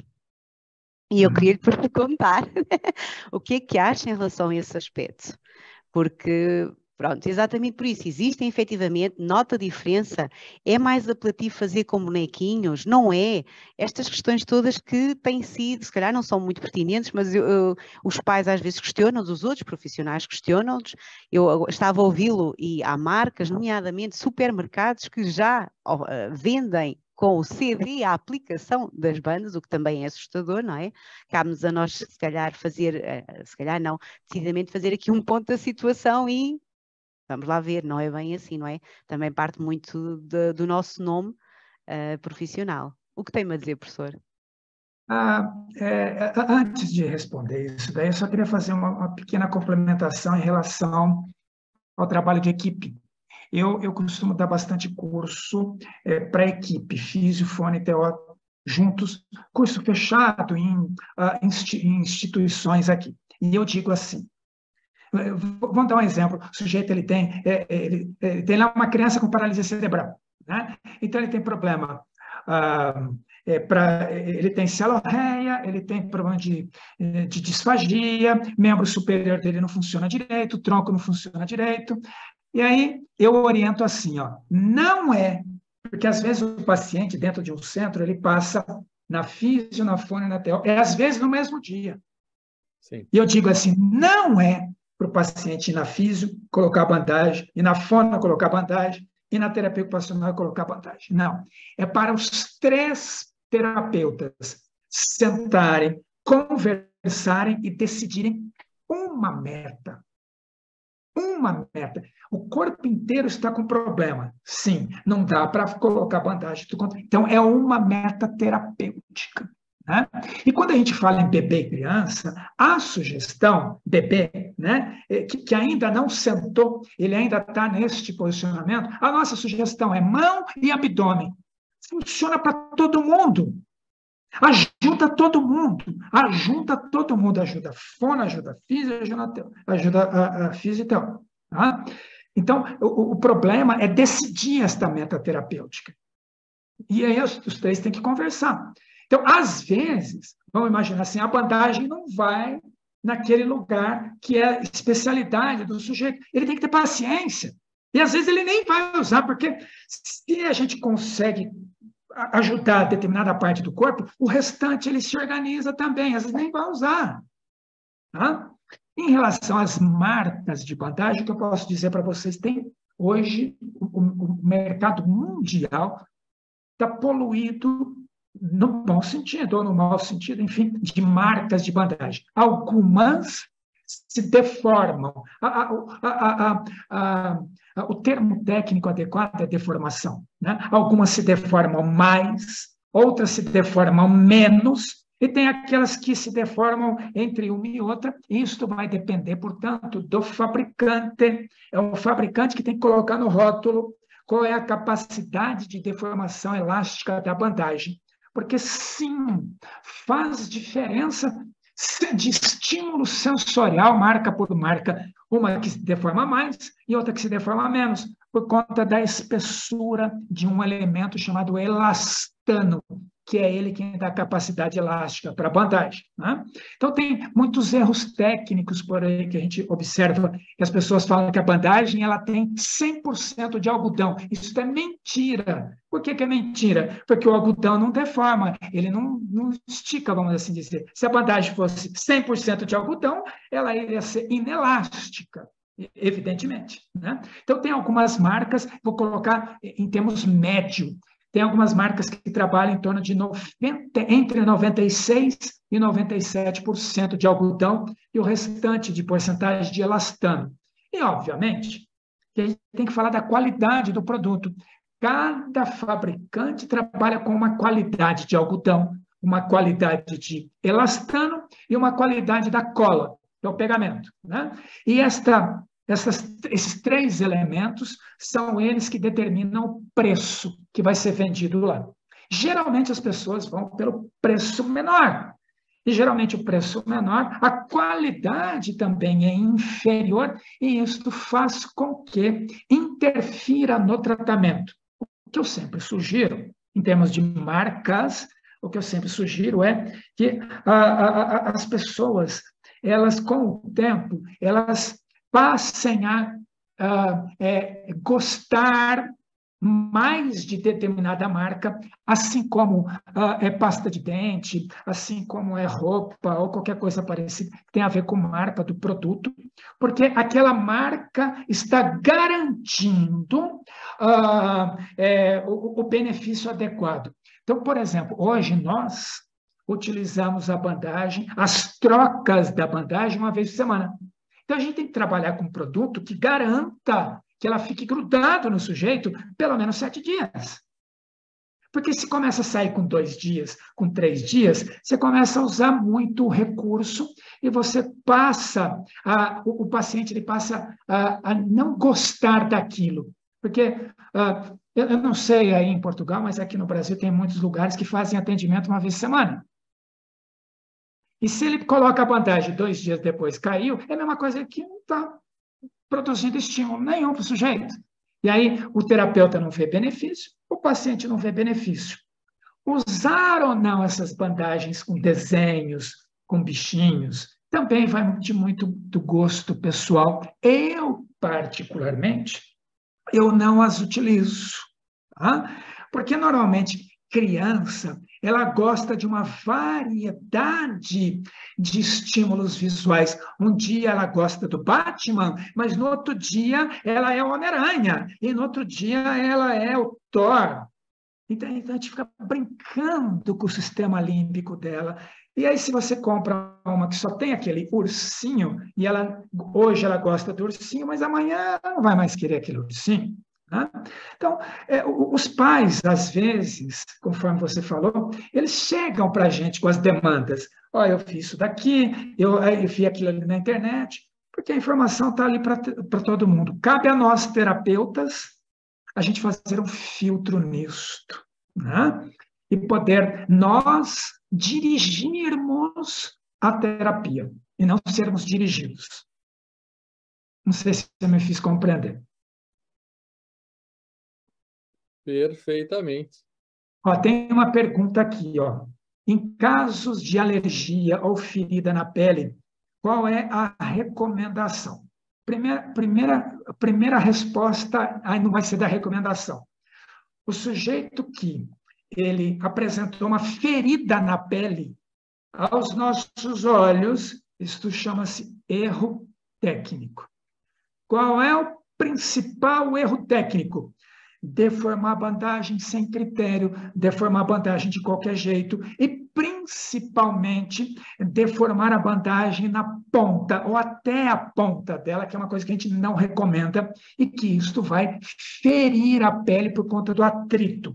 Vai ficar arrastando demais, atritando demais bandagem com a pele, tem uma força ali chamada de atrito. Em relação à alergia, o que a gente sugere? Vou atender bebê e criança.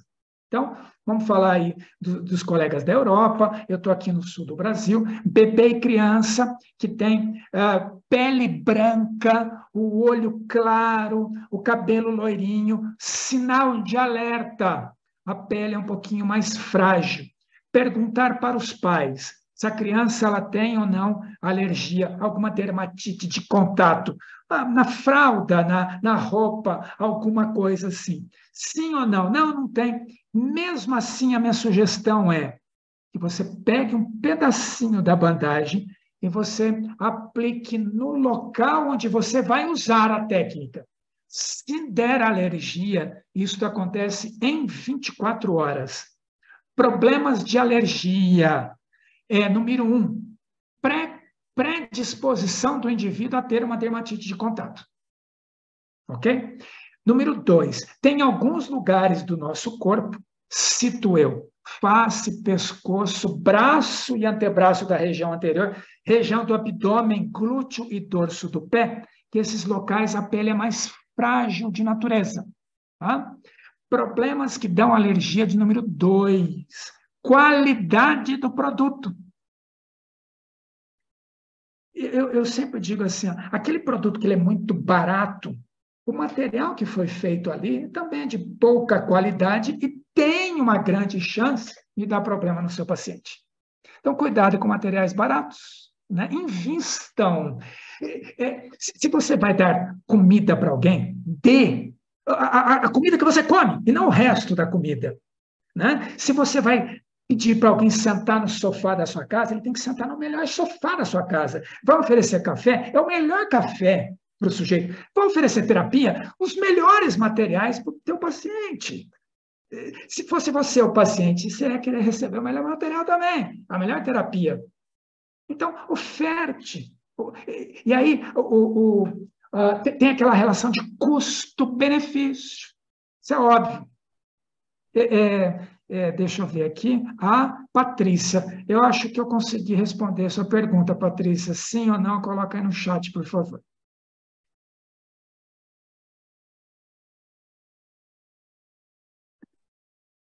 Professor, tem outra pergunta da Sara.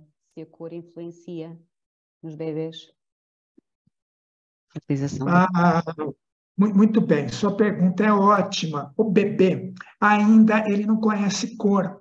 Né? O bebê ainda não conhece cor, se é branca, se é preta, não. Mas existe uma influência, sim, e digo eu. Né? Existe uma influência na aderência da bandagem. uma das coisas que as cores da bandagem servem é estimular a cola. Por quê? Porque a cola ela é feita de polímeros de acrílico, em geral, e este polímero de acrílico ele gosta de calor. Da onde vem o calor? O calor vem do ambiente e o calor vem do nosso próprio corpo. Portanto, os tecidos de cores mais escuras, eles absorvem mais calor do ambiente e do nosso próprio corpo, portanto, estimula mais a aderência da cola. Quando a gente compara bandagem bege de uma bandagem preta, a bandagem preta adere mais. Não porque ela tem mais aderência pela fábrica, não, aderência mesmo, mas porque tem mais energia ali. Sugestão. Nos bebês, coloquem as bandagens de cores mais neutras para não machucar a pele. Até porque, agora falando um bocadinho aqui na minha área, às vezes os pais, o impacto das cores mais escuras na face, nem sempre é muito. Verdade. Não é? Verdade. Acaba porque aqui por no ser. corpo dá para esconder, né? Dá para botar a camisa, ninguém vai ver. Mas aqui... Mas é legal também você falar isso, que depois que o sujeito, né, o pai, a mãe, ele começa a ver o benefício, né, ele começa, pode pôr qualquer cor, contanto que o meu filho fique bom. Né? Mas, no princípio, eles... Não, põe uma bandagem mais neutra aí. Né? Isso, é isso mesmo. Legal, legal. Acho que temos que ir. A discussão era meia hora, já estamos numa hora. Mas eu tenho que agradecer porque há aqui participantes que se mantêm aqui agradavelmente a ouvir-nos, o que é muito bom numa sexta-feira à noite. Ao professor Alexandre, que tem uma hora a mais, é 00:26, e ao professor Dr. Nelson pela vossa participação. Não sei se querem dizer umas últimas palavras antes de eu fechar aqui o webinar, para relembrar algumas coisas aos participantes. Estejam à vontade. Então, mais uma vez, muito obrigado você que ficou aqui até agora conosco. Eu sei que aí na Europa, né, já está perto de meia-noite, aqui no Brasil são 8:30 ainda. Né? Então, muito obrigado da sua gentileza de estar aqui com a gente. Alexandre, prazer mais uma vez estar aqui com você. Manda um beijo para todo mundo, pessoal do EPAP. E a última coisa que ontem eu gravei, um vídeo que chama de Mitos e Verdades sobre bandagem mágica, e depois o pessoal pode assistir isso daí. Eu estou a cada 5 minutos, eu estou olhando para assistir esse vídeo. Eu quero ver esse demais. Um beijo para todo mundo. Deixa-me só dizer uma coisa. Pera lá, não se vão já embora. Deixa-me só dizer aqui. Tá bem? Vou dizer que este webinar tem uma duração total para receberem um certificado de 5 horas. Isso quer dizer que o professor disponibilizou material que eu peço às pessoas para descarregarem. É 1 hora, neste caso, o webinar, que foi mais um bocadinho com a discussão, mas depois tem artigos, tem vídeos que têm que ser necessariamente descarregados durante esse período de tempo, os primeiros 8 dias para receberem o certificado. Caso contrário, as pessoas não vão receber esse certificado. Quero agradecer ao professor Alexandre por ter feito passar a mensagem da importância que tem sido certificar todas as formações do Instituto EPAP, o imenso trabalho na pessoa do professor Adriano, que tem sido incansável, um fonoaudiólogo, um terapeuta da fala que veste a camisola, quer não só na área da terapia da fala, como também da fisioterapia. Professor Dr. Nelson, terei imenso gosto em ter formação consigo nesta área ou noutra, porque fiquei deliciada, e dá para perceber até às 23h28, estaríamos aqui mais tempo, sem dúvida alguma. Parece-me que é uma pessoa daquilo que eu me apercebi, que dá imenso também a quem quer aprender consigo e tem-lhes tanto a transmitir. Eu acho que isso é o que valoriza essencialmente os profissionais hoje em dia. A vocês os dois, muito obrigada do fundo do coração, em nome do Instituto EPAP, por serem tão generosos connosco, e esperemos de alguma forma poder retribuir sempre, nem que seja um bocadinho de toda a vossa generosidade, começando hoje com este webinar e com a continuidade nos próximos. Aos participantes de todos os pontos do mundo, muito obrigada pela vossa participação e até um breve. Uma continuação de um bom dia para todos. Obrigada, boa noite. Boa noite, boa noite. Obrigado. Obrigada a nós. Com licença.